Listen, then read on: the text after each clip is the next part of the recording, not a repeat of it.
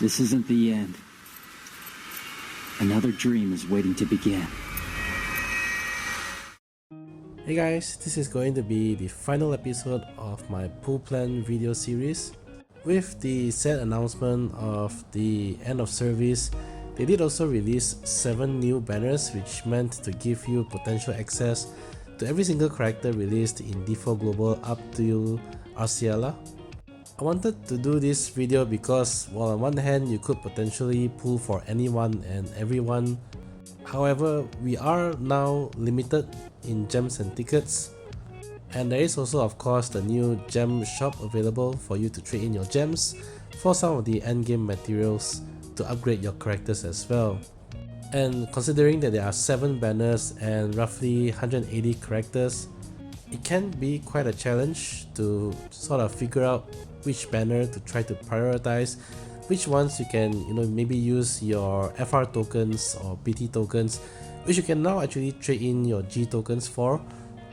So in this video I'll at least cover run through of all the 7 banners, who are the top picks, and what you can potentially do if you sort of can't figure out which banner to go first and which to really just save your tokens for. The methodology this time around will obviously be different than the norm because we have way more than 3 characters per banner. What I'll be doing in the next few slides is to filter down the characters, so I will only show characters that have their FR and BT weapons released and also have their FR bots released. The reason for that is if the character doesn't have FR bots, then you don't have access to Force Echoes, which does make a difference in endgame content, especially with the new Dare to Defy that's released. On top of that, my thinking is that if you can potentially pull for characters, you might as well pull for characters that give you access to Force Echoes. Also because these characters tend to be the ones that are more newly or more recently released, then most of the time they tend to do better than characters without their Force boards. While I will split characters across 2 categories, which is what I usually do, I've renamed the categories, and this time I've put the category on the left as my top picks. These are characters that I think are especially good, especially to clear the current endgame content that's released. But I'll of course, as mentioned, also throw in all other characters who have access to their FR, BT and Force boards. You can then use the slides as reference and remove characters that you already pulled for in the past, and that way you can see which other characters that you are potentially missing for your roster. Needless to say, if gems are limited, I would recommend to pull on banners that you are missing the most number of characters, and as you are pulling, you'll be getting a lot of G tokens that you can use to redeem BT or FR tokens, and normally I would recommend to consider using those on banners that you are missing the least. That way you don't potentially even have to pull for those banners. I will cover the banners in the sequence that they are released, so I'll be starting off with the first banner, which is FF1, FF15 and FF Type 0 characters. One big note that I put at the bottom of all the slides is that you need to understand that the G tokens now are shared across all the banners. So for example, if you pull on this banner until you get 500 G tokens, you will also have the same 500 G tokens available to spend on all the other banners. Needless to say, the items that you redeem are the same anyway, and it's not character specific. You actually use the G tokens now to redeem burst tokens, FR tokens and LD tokens instead. Coincidentally, the first banner is also my pick as the best banner out of the 7. And the reason for this is, especially for FF Type 0, a lot of these characters are fairly recent and are also fairly strong in their own right. Especially if you are in the market for a strong support character, because if you look at the top picks on the left hand side, 4 of the top picks are actually great, or I should say even meta support characters. Out of these, I think Iris would be my top pick because her BT aura is just crazy and her EX actually comes in pretty handy for the Cactuar Cacophony event. But Luna Freya also provides strong utility in terms of a quick prayer, and finally you have Ignis and Deus, who are strong support characters in their own right, who can also actually dish out pretty good damage. On top of this, you also have Aranya as my top pick, and she is very strong in terms of DPS. In fact, one of the strongest single target DPS in the game currently. All the other characters on the right do have access to BT and FR as well as Force Echoes, and they aren't that bad either, even though they are not listed in the top picks. Kader, for example, should be able to solo at least one of the Dare to Defy stages, and Warrior of Light, although very dated in the kit by now, his utility of providing brave shields to the entire party is still one of the best defensive gimmicks in the game, and will actually come in really handy in Dare to Defy currently.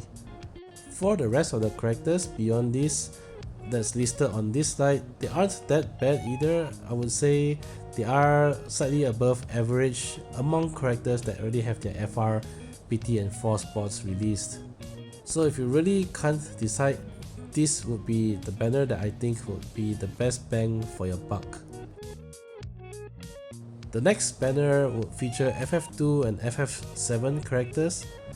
The sad thing in Global is that there are no FF2 characters with their FRBT and Force bots released at once. In JP, you do have Firion and Leon, but they don't have Force bots in Global, and Leon doesn't even have his FR released yet at this point of the game. So every character listed here are all FF7 characters. The best thing about this banner is that the top 3 linked attackers, so if you were to rank linked attackers, the top 3 are all on this banner actually, because they're all from FF7 depending on what you need. So if you want a single target linked attacker, there is no one as strong as Kadach. He's probably the best in the game in terms of sheer single target damage. If you are in a 2 or 3 target fight, then Cisne is the best damage dealer in terms of linked attackers.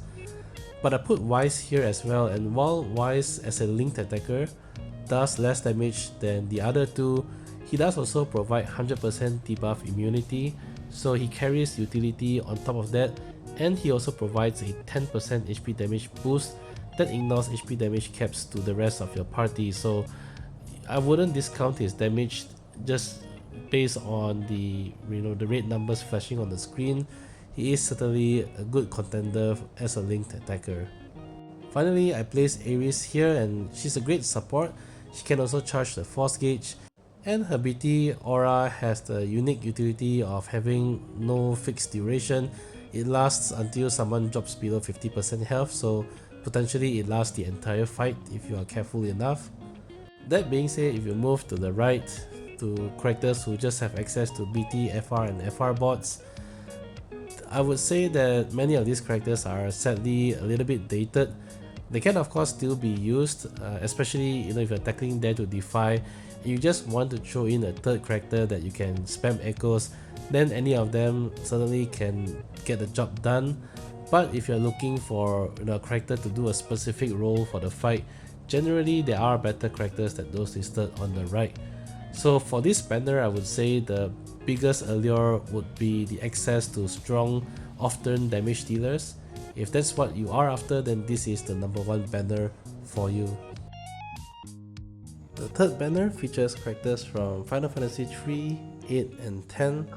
As you can see, this banner holds the distinction for having the most characters with access to FR, PT and Echoes. That being said, out of these characters, I think only 2 stand out to me as top picks, and this would be Auron and Fujin. These 2 are actually extremely strong. Auron is unfortunately one of the few tanks that we have with actual access to FR and PT. In JP they did also have Gladio, who did get access as well, but unfortunately we do not have him. Auron is still pretty good. I actually used him for Dare to Defy Stage 2 solo, but Fujin really takes the cake as one of probably the best characters in the game. Her BT aura is really unique, alongside the fact that she easily enables everyone in your party to launch. Doubling the wall knockback bonus damage is actually very strong and often misunderstood or at least underestimated by many players in the game. if you build around Fujin properly, you will really see extremely large numbers flashing on the screen. And she's also one of the reasons why you can do silly things like getting Iris EX to deal like 1 billion HP damage. For more info on how that works, I did also have a run on the Cactuar Cacophony Stage 1 using the combination of Fujin and Iris, and you can check that out to see what I was talking about. As for the rest of the characters, they aren't that bad, but I would say really doesn't hold any, at least for me, any big distinction. For the current point in the game where we want to build parties with restrictions to take on Dare to Defy, then certainly pulling on this banner has value because it allows you to round up your party of 3 very easily, while at least keeping the other meta characters in your roster for the other stages in Dare to Defy. So if you just want to rapidly fill your roster with characters who can do BT plus, FR and Echoes, then this is the banner to go for. The next is the banner featuring FF4, FF14 and Final Fantasy Crystal Chronicles. This banner is decent in the fact that the top picks cover a range of roles.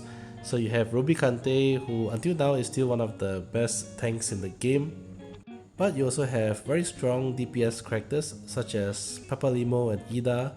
Ida herself in my mind is the second best DPS in the game, just behind Estos.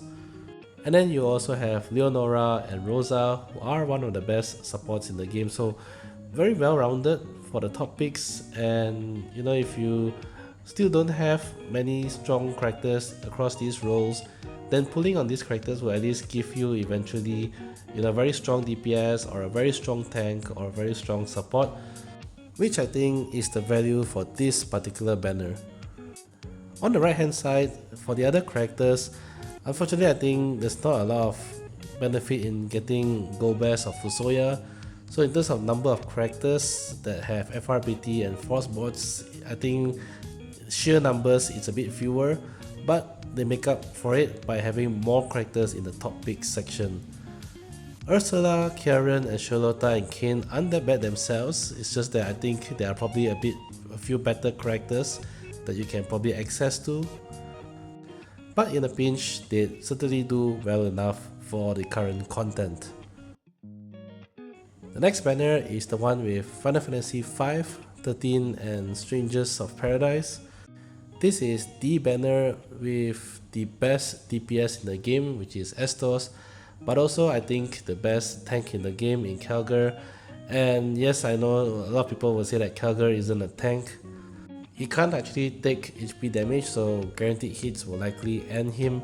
But when I say tank in this perspective, I really mean that Calgar can solo a lot of stages by himself, because he more or less will evade every single attack, so he only needs to watch out for guaranteed hit attacks. The other two, Sid Reigns and Dorgan, are no slouches either. Sid Reigns is still one of the better single target DPS. There are better units now in terms of sheer numbers, but he's still in the sort of like the solid to good category even now.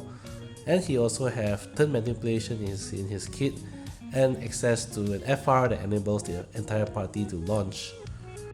Dorgan is a complicated off-turn damage dealer. Whether or not you get a lot of use out of Dorgan really depends on how you build around him, but considering now that you can chase any unit, that means that you can get a lot of great units that pair well with Dorgan. Iris is a good example, Null is a good example, Lightning is a good example, and on top of that, both Lightning and Null are on this banner as well, so as you're pulling for Dorgan, you may also get some other characters who can synergize very well with him. Out of all the other characters featured here, I think Lightning and Null still are pretty competent single target damage dealers. They are not the best, but if you're doing Dare to Defy, you can't have the best across all 21 stages. So for some of these stages, you can use characters such as these, who can certainly get the job done and is still ranked pretty highly in the DPS charts. You also have Sarah and Lena. Sarah is a very good debuffer and can dish out some decent damage. Likewise, Lena can also deal some decent damage, but is also a support character with access to very potent healing and brave battery. The next banner features FF6, FF11 and Final Fantasy Tactics character. Yes, we can get FF Tactics character on this banner, and as you know there's only two, which is Ramza and Agrius.